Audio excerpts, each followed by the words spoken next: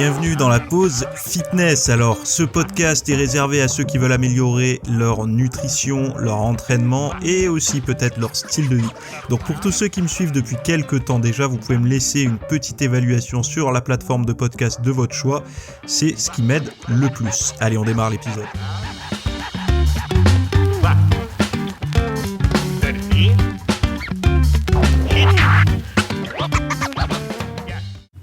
Salut à tous, j'espère que vous allez bien, que vous avez passé un bon week-end, que vous avez pu profiter un petit peu. Bon, ici, il y a eu du beau temps et de la pluie, ce qui a perturbé un peu mes plans de cardio, mais bon, on a réussi à s'en sortir quand même. Aujourd'hui, on va parler de quoi ? On va parler de téléphone et de sommeil, de variations dans notre forme physique et des petites précautions à prendre pour nos enfants ou futurs enfants pour leur éviter un IMC, même si l'IMC, on sait que bon, pour un surpoids, on va dire. Mais l'IMC chez l'enfant, quand même, il reste quand même une valeur un peu plus fiable que chez l'adulte sportif, par exemple. Bref, alors, juste avant de démarrer, j'en parle à la fin, j'en parle au début, mais j'en parle quand même au début là. Si vous pensez être en surentraînement ou si vous ne savez pas si vous êtes plutôt surentraîné ou plutôt stressé, que vos performances baissent, etc. Il y a des tests qui existent, notamment un qui est relativement fiable, proposé par des experts, les scientifiques du domaine pour les athlètes de haut niveau qui peuvent pas trop se permettre d'y aller un peu à l'aveugle sur ce genre de choses. Et je vous propose alors déjà je vous l'ai entièrement traduit, puis je vous l'ai proposé là dans le cours que j'ai sorti hier à 10h, donc avant-hier pour ceux qui m'écoutent en avant-première là, même en première plutôt. Les signes courants du surentraînement, c'est quoi ? Baisse de performance, fatigue persistante, problème de sommeil et changement d'humeur. Mais c'est également les mêmes quand on est stressé ou angoissé ou autre. Donc, comment savoir si c'est plutôt du surentraînement ou plutôt du stress ? Comment on fait ? Allez voir ça, le cours il vous permettra quand même de comprendre les mécanismes qui conduisent au surentraînement, d'identifier les symptômes et les signes avant-coureurs du surentraînement, de découvrir les techniques de prévention et de traitement efficaces, d'apprendre à gérer votre stress et optimiser votre récupération et d'évaluer enfin votre niveau de stress et de récupération grâce au test en question là, qui est présent en plus du cours en vidéo là dans le PDF. Voilà.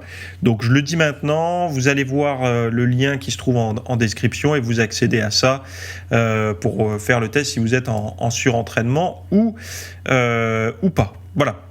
Bref, premier sujet, le téléphone et votre sommeil. Alors c'est un article de Nutrition Fact du docteur Michael, Greger, je crois que c'est ça.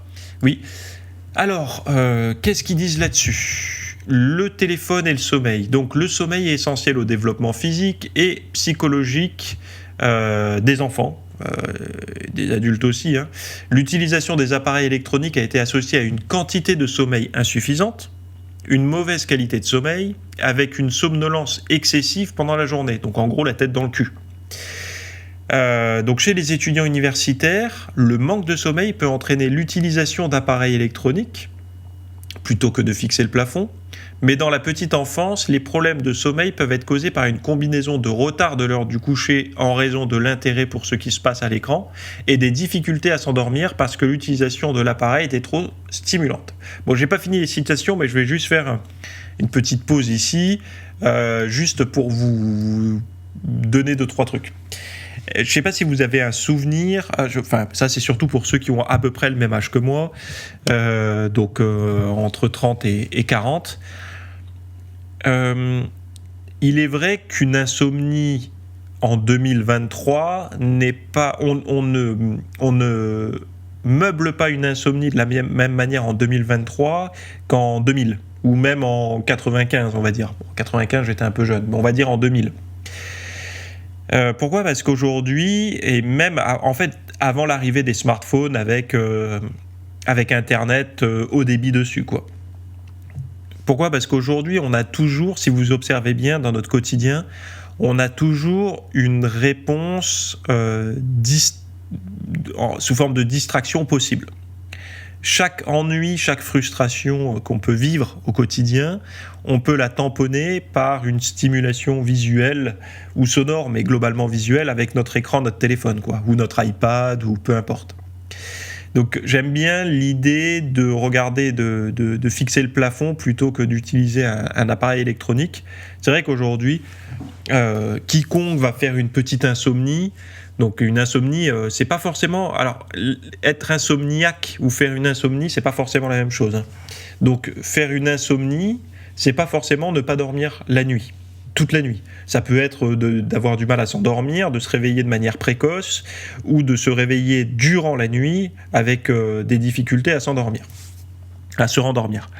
Donc on ne va pas meubler tout ça de la même façon, même si aujourd'hui on a tous tendance à voilà. Bon, il y a une petite recommandation simple. Hein. Si vous n'arrivez pas à vous rendormir durant la nuit et que ça excède 30 minutes, mieux vaut vous lever et d'aller lire un bouquin, de sortir déjà de votre lit, d'aller faire quelque chose et de revenir plus tard. C'est mieux que de chercher, de tourner, virer et de faire monter l'anxiété, quoi.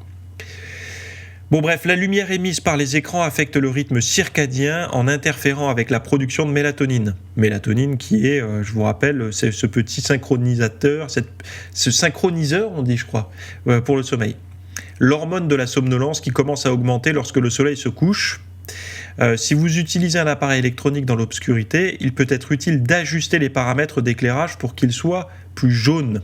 Alors, aujourd'hui, quasiment tous les appareils très modernes proposent, par exemple sur Apple, je crois que c'est Night Shift ou autre, des variations de couleurs des écrans en fonction de l'heure de la journée. Par exemple, sur des ordinateurs type Mac, iMac, tout ça là, vous allez dans le réglage, alors je vais vous le dire en direct parce que moi je l'utilise, vous allez dans Préférences système, puis après vous allez dans Moniteur, et quand vous êtes dans Moniteur, vous avez un petit bouton en bas à droite qui s'appelle Night Shift, et quand vous cliquez dessus, vous pouvez soit programmer, alors de base je crois que c'est désactivé, après vous pouvez faire une programmation personnalisée en mettant de quelle heure à quelle heure, ou alors si vous avez activé la géolocalisation avec le fuseau horaire, vous pouvez mettre selon l'heure de lever et de coucher du soleil. Et ensuite en dessous vous avez un truc qui s'appelle chaleur des couleurs, donc en fait c'est la température des couleurs, donc de moins chaude à plus chaude. Je vous recommande de la mettre à l'extrême plus chaude pour les horaires de soirée, ce qui va filtrer au maximum la lumière bleue qui, elle, perturbe la sécrétion de mélatonine. Donc ça, c'est la première chose à faire sur votre écran de téléphone portable, iPad ou PC. La deuxième chose, ce sont les écrans chez vous. Globalement, peu de personnes règlent leur télévision à la maison. Ils achètent une télé et puis voilà, ils regardent, ils consultent leur contenu comme ça. C'est-à-dire qu'ils vont dévorer leur série et tout, sans même aller régler la lumière, etc. Enfin, tout, dans les préférences de l'image. Alors là, je ne peux pas vous faire un tuto en temps réel. Pourquoi ? Parce que, tout simplement, et je ne connais pas la marque de votre télé, etc. Mais il faut être un peu geek sur les bords, hein, comme moi, et puis aller regarder ça. D'ailleurs, je crois que c'est Christopher Nolan, ou non, qui c'est qui avait parlé de ça ? Je sais plus, c'était quelques réalisateurs qui avaient dit les télés détruisent en fait leur production. C'est-à-dire que eux, ils créent une certaine palette de couleurs, une certaine colorimétrie, une certaine image que vous voyez quand vous allez au cinéma d'ailleurs, mais qui n'est pas du tout reflétée sur une télévision. Pourquoi ? Parce que les télévisions, elles sont souvent pré-réglées avec une cadence, avec une fréquence, avec des mouvements, etc., qui sont complètement opposés à ce que serait une image de cinéma. Et souvent, les couleurs sont aussi froides, d'ailleurs.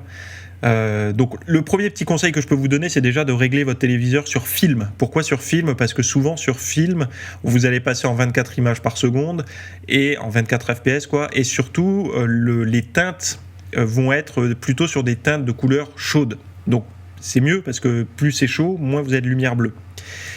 Si vous regardez la télé dans la chambre, ce qui est déconseillé, mais bon voilà, vous vivez peut-être pas seul et vous avez peut-être la télé qui est allumée dans la chambre quand vous vous endormez, eh ben vous pouvez régler aussi, spécialement la télé pour la chambre, une image extrêmement sombre. C'est-à-dire que, étant donné que vous êtes dans la pénombre dans votre chambre, réglez vraiment le rétroéclairage quasiment au minimum pour qu'il y ait le moins d'éclairage possible. Parce qu'il y a effectivement cet aspect de lumière jaune à privilégier, donc de lumière bleue à réduire, mais aussi l'intensité de la lumière.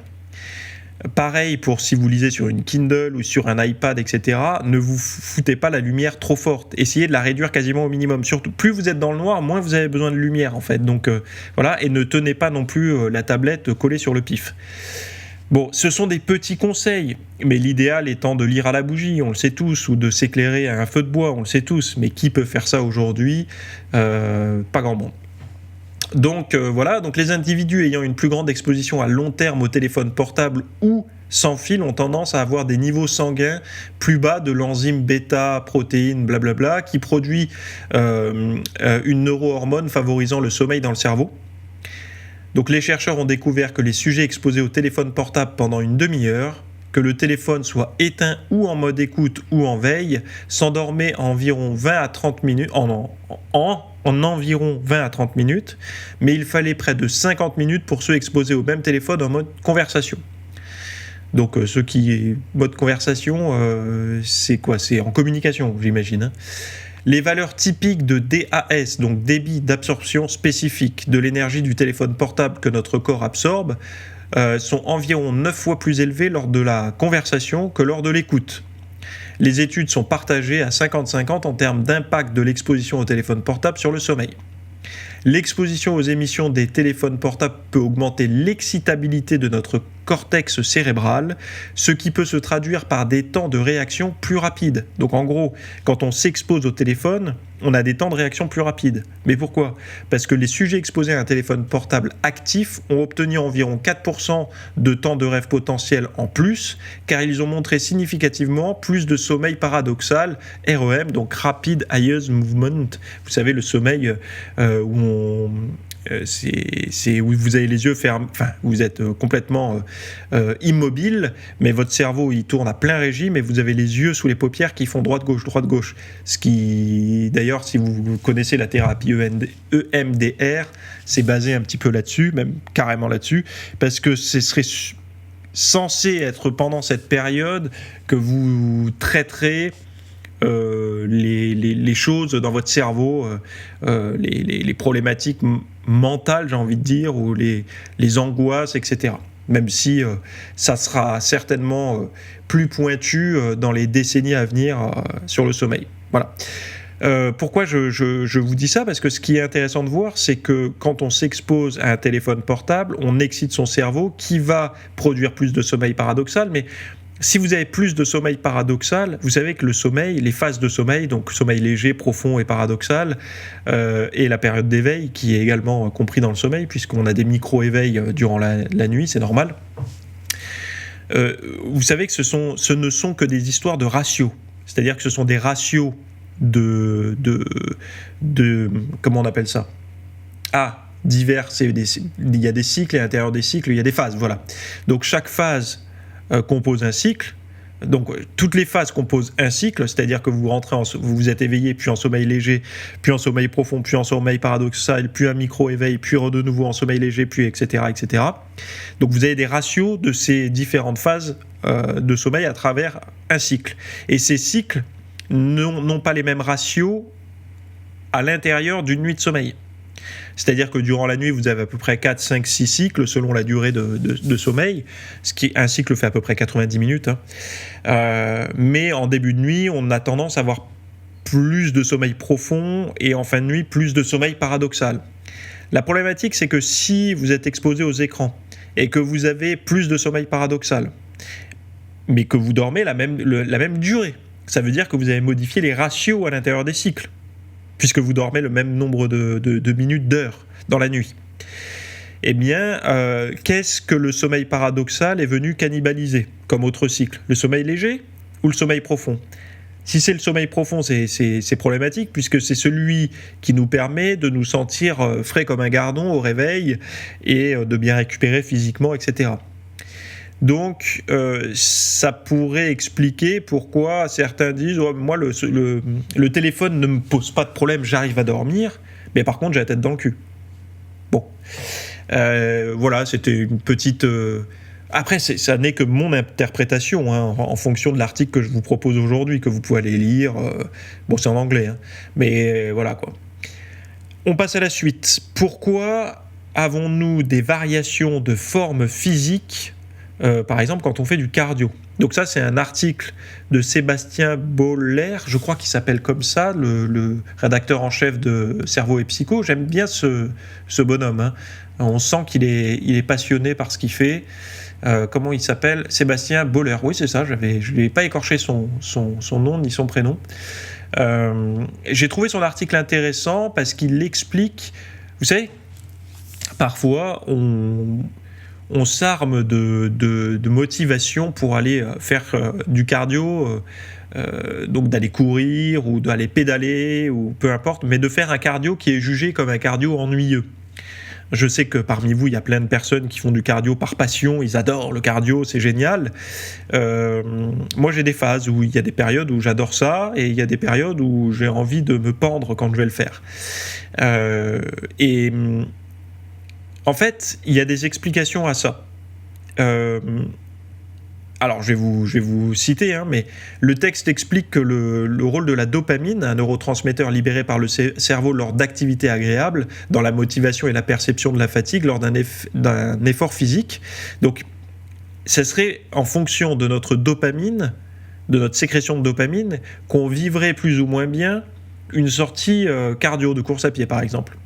Lorsqu'il y a suffisamment de dopamine, on est capable de lier l'effort réellement fourni au but que l'on s'est fixé et à la fatigue ressentie, reflète fidèlement l'effort effectué. Donc quand en fait on a suffisamment de dopamine, etc., il y a une espèce de sens qui se crée dans la pratique, l'effort, l'activité qu'on fait, tout ça, ça se marie pour que ça soit bien vécu. Et par contre, quand c'est dérégulé, donc des chercheurs de l'université de Baltimore ont démontré cela en utilisant des patients atteints de Parkinson qui ont naturellement de faibles taux de dopamine. Ces patients ont montré des performances physiques irrégulières car leur perception de l'effort était déconnectée de l'effort réel. Cependant, lorsque leur taux de dopamine était normalisé par un médicament, leur perception de l'effort se recouplait avec l'effort réel. Donc de nouveau, ça se remettait en accord, quoi. C'est vrai que je crois que c'était pour le Parkinson de mémoire où il y avait alors je sais plus si on disait c'était un médecin psychiatre, il y avait un reportage sur lui sur Arte celui qui a popularisé la L-Dopa, je sais plus qui c'est, bon bref, et bien là quand on régule la dopamine chez ces personnes là, il y a une cohérence qui se fait entre l'effort, le ressenti, etc. Donc pour maintenir des niveaux de dopamine suffisants lors de l'exécution d'exercices physiques, comme le jogging, il est recommandé d'avoir une alimentation faible en graisses saturées, un bon sommeil, de pratiquer le yoga ou la méditation et d'écouter de la musique. Donc en gros, des graisses plutôt saines, puisque les graisses saturées, on les retrouve souvent c'est les graisses animales, le beurre, tout ça, bon bref, même s'il y en a aussi dans l'huile de coco. Un bon sommeil, alors ça, malheureusement, en 2023, quand j'enregistre ce podcast, avoir un bon sommeil, c'est un peu pile ou face. Enfin, on peut pas avoir un bon sommeil en 2023 sans s'en occuper, j'ai l'impression. J'ai vraiment l'impression que même ceux qui pensent bien dormir, ils peuvent encore un petit peu améliorer, parce que y a tellement de perturbations au sommeil, que ça soit sonore, visuel, enfin bon bref, que c'est compliqué, quoi. De pratiquer le yoga ou la méditation, alors pour moi c'est plutôt la méditation, et d'écouter de la musique pendant l'entraînement. Alors moi c'est vrai que je suis pas... Alors j'ai été pendant une période musique à l'entraînement, et il est vrai que la musique, je l'ai abandonnée au profit de podcasts, et je pense qu'on est nombreux dans ce cas-là, hein. Et Et d'ailleurs, après, là, si j'y pense, je vous parlerai d'un truc.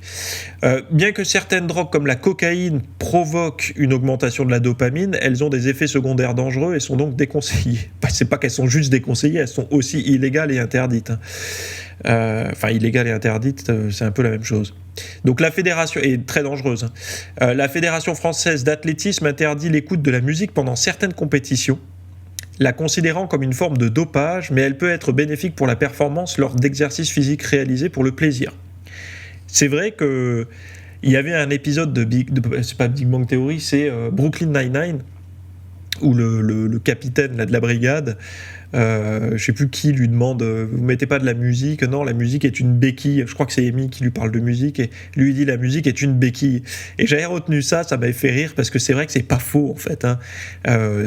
Très souvent, la musique, quand on fait du sport, c'est une béquille pour se maintenir motivé, mais ça peut être intéressant de l'utiliser quand justement on sent qu'on n'est pas à fond dedans, quoi. Quand on a du mal à faire le vide et tout ça. Moi, personnellement, je le ressens, cet effet de dopamine. Par exemple, je pense que vous l'avez tous ressenti, vous êtes en bagnole, y a un morceau que vous aimez bien qui passe à la radio ou sur Spotify, et là, d'un coup, vous sentez les poils des bras qui se dressent et vous avez envie d'enfoncer le champignon. C'est ça, en fait, la dopamine. Vous vous sentez un peu supérieur, etc. Ce qui est très dangereux d'ailleurs. Mais bon, c'est une réalité. Donc, si ça se produit quand vous êtes en train de faire votre cardio, ça va. Vous mettez que votre vie en danger si vous tapez un sprint pendant trop longtemps. Donc, il n'y a pas de problème. Mais ça montre bien un effet sur la performance qui est normal et d'ailleurs je crois que c'est pas dans toutes les compétitions où on interdit la musique, parce que j'ai vu des compétitions de skate où les gars ils avaient leur AirPod durant les sessions, donc je pense que eux ils y ont droit. Mais bon, l'athlétisme ne fait pas partie, enfin n'englobe pas toutes les disciplines sportives. De quoi je voulais parler? J'avais dit, tiens, il faut que je leur parle d'un truc. Ah oui, il y a une autre manière, en fait, de faire monter cette dopamine. C'est de vous imaginer en danger. Alors là, ça va peut-être plus être l'adrénaline, mais imaginez-vous, quand vous êtes en train de courir, j'en avais déjà parlé dans un autre podcast, mais bon, je vais le refaire quand même. Là, il y en a peut-être là que vous êtes en train de m'écouter. Vous êtes en train de faire votre cardio et vous avez peut-être un peu, vous souffrez là, ça fait mal et tout. Eh ben, imaginez-vous une situation où un individu que vous détestez, malheureusement, quand on médite, on n'est plus censé détester des gens, mais bon, ça peut arriver encore qu'on ait envie d'enfoncer la tronche de quelqu'un. Eh bien, imaginez-vous en face de cette personne de réaliser ça, en fait, d'être dans une situation où vous devez survivre ou vous défendre ou fuir ou peu importe. Et en fait, si vous arrivez suffisamment bien à visualiser dans votre cerveau cette scène, à vraiment la vivre au niveau psychique, vous verrez que l'effort que vous percevez va diminuer. Et vous allez vous sentir un second souffle arriver. Et ça, c'est une méthode que moi j'utilise personnellement quand j'arrive sur les dernières minutes, les derniers kilomètres, on va dire, quand je fais du cardio, d'arriver mentalement à vous énerver avec quelque chose. Alors il y en a qui vont dire ouais mais ça produit du cortisol et tout. De toute façon le sport cortisol, il y en a déjà. Donc le fait de s'entraîner, on produit déjà du cortisol. Enfin on sécrète du cortisol. Donc si vous voulez, mais ça peut marcher. Et c'est pas pour rien d'ailleurs que certains sports de combat ont fait monter cette agressivité.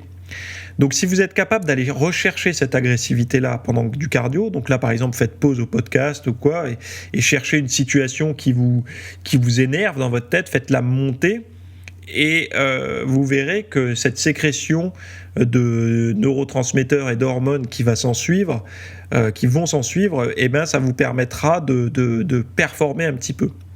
Donc on a en nous déjà des substances entre guillemets dopantes naturelles. Il faut juste savoir les activer. Et alors moi ça je sais l'activer assez bien durant le cardio, parce que le cardio pour moi c'est une forme de méditation en mouvement, on arrive facilement à partir ailleurs dans sa tête. Par contre quand on fait de la muscu, et qu'on fait un squat ou un développé couché un peu lourd ou quoi, c'est un peu plus complexe parce qu'il y a une concentration sur le mouvement qui pour moi est plus importante. Donc du coup on a du mal à se détacher. Donc il faut se chauffer avant en fait, en gros. Il faut se faire monter la pression avant. Si vous avez personne pour vous mettre une baigne, il faut imaginer qu'on vous la met dans la tête, enfin dans l'esprit quoi. Par l'esprit, imaginez que vous en prenez une et d'arriver à vous faire monter la pression comme ça. Ce sont des méthodes qui marchent, hein, mais qui sont assez complexes à mettre en place et parfois ça peut être difficile d'avoir la juste dose d'énervement sans tomber dans la rumination. C'est-à-dire que si c'est un problème réel que vous avez, qui vous turlupine un peu trop en ce moment, votre esprit peut être trop absorbé par ça. Par contre, si c'est juste le petit truc que vous arrivez à visualiser, qui vous excite suffisamment, et vous profitez de cette sécrétion de substances, de drogue naturelle, on va dire, pour performer, là, ça vaut le coup. Donc voilà, pourquoi nous avons ces variations de forme physique à l'entraînement. C'est voilà, sommeil, les graisses saturées, est-ce qu'on est détendu, est-ce qu'on pratique le yoga et tout ça, l'écoute de la musique, mais tout ça, ça reflète quoi ? Ça reflète un niveau de dopamine qui est soit en parfaite sécrétion, soit en hyposécrétion, soit en hyper peut-être sécrétion, hein, pour ceux qui ne ressentent aucune fatigue et tout ça.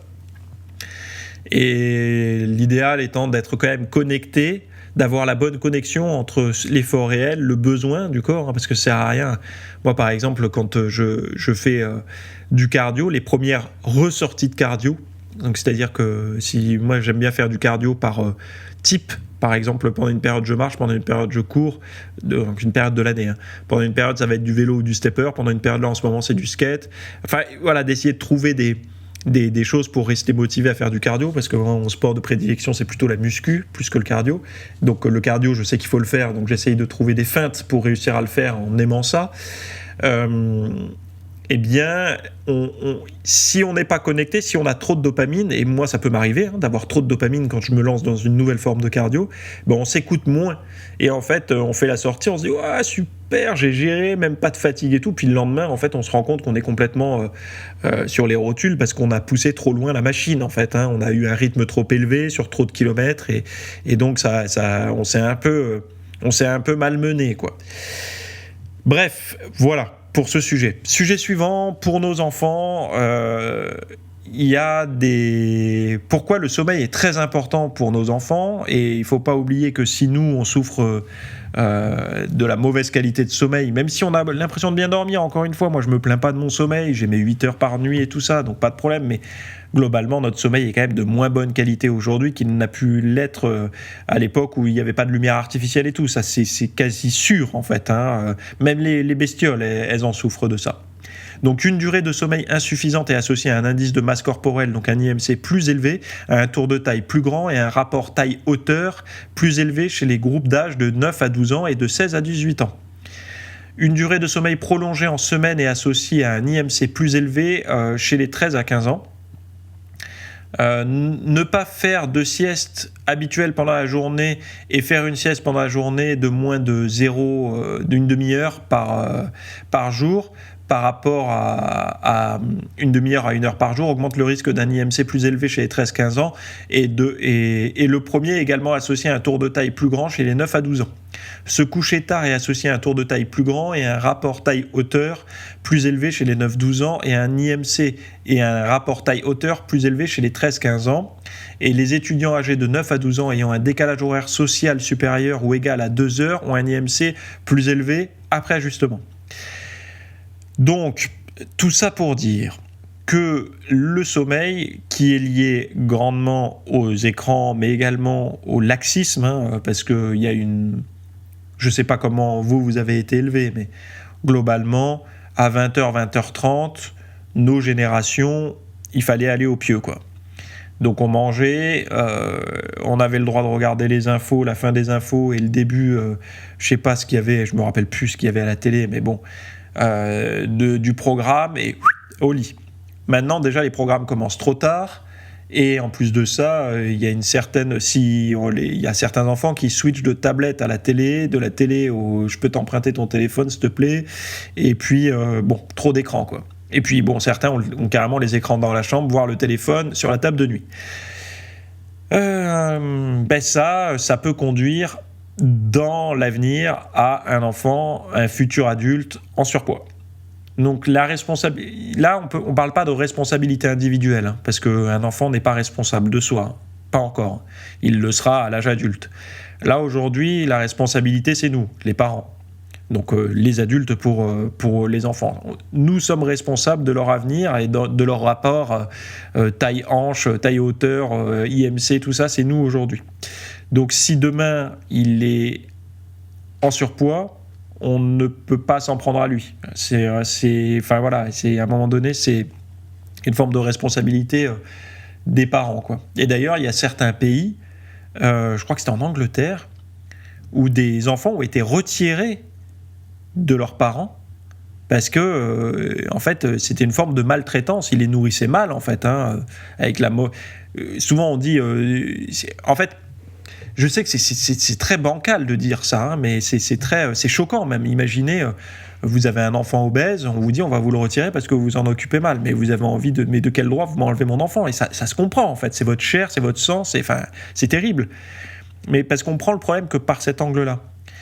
Vous savez qu'aujourd'hui, de la malnutrition, ça n'est pas que de ne pas nourrir son enfant correctement, c'est-à-dire de ne pas lui donner suffisamment pour qu'il grandisse et tout. Donc de le carencer.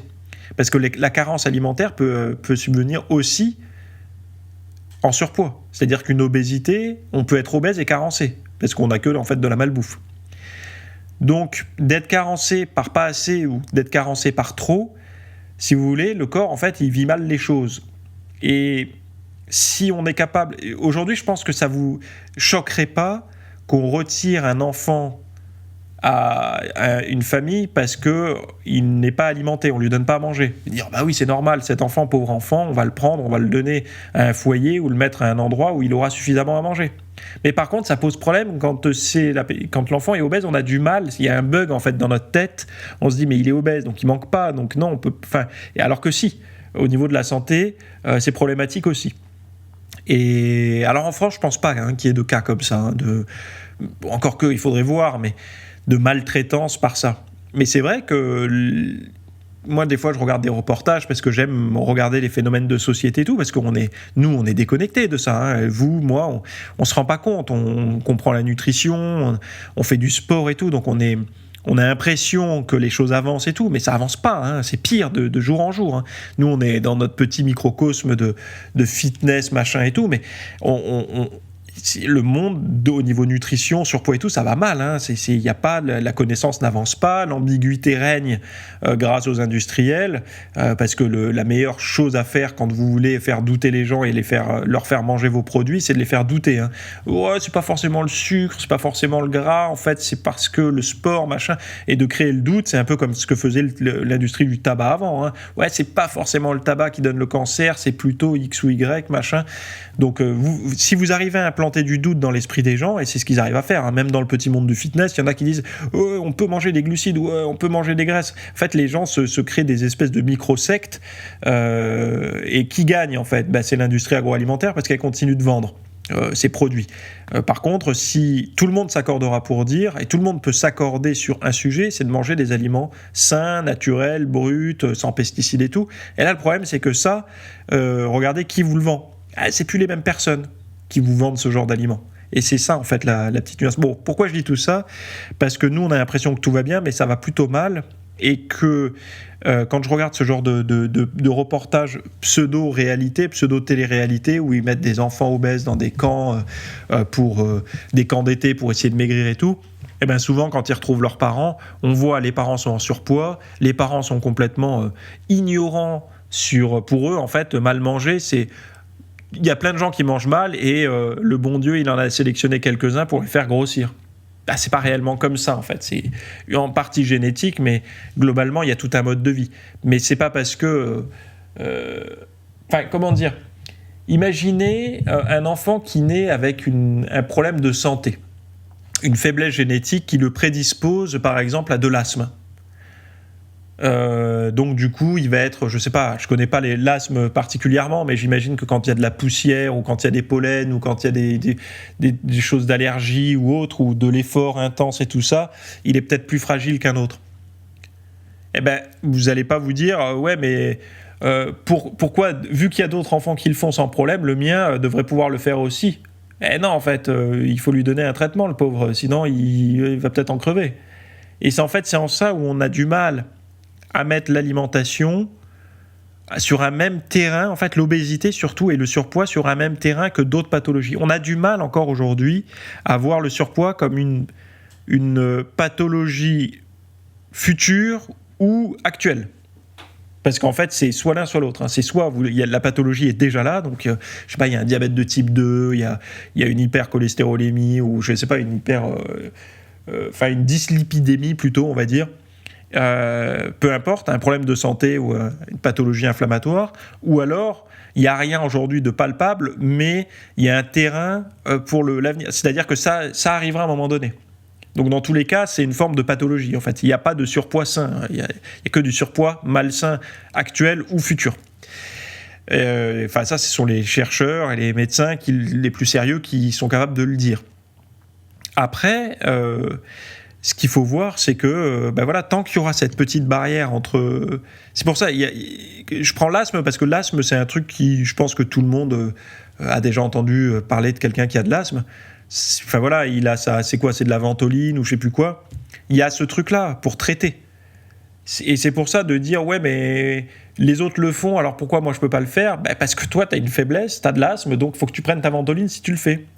Et pareil, si tu es sujet au surpoids facile, peut-être que oui, tes chips, tu peux les manger de temps en temps, tes burgers, tu peux les manger de temps en temps, mais peut-être que toi, tu as besoin de faire plus d'exercices que les autres, parce que ton métabolisme est un peu trop performant pour stocker ce que tu manges. Et un petit peu feignant à les utiliser pour te donner de l'énergie. Voilà.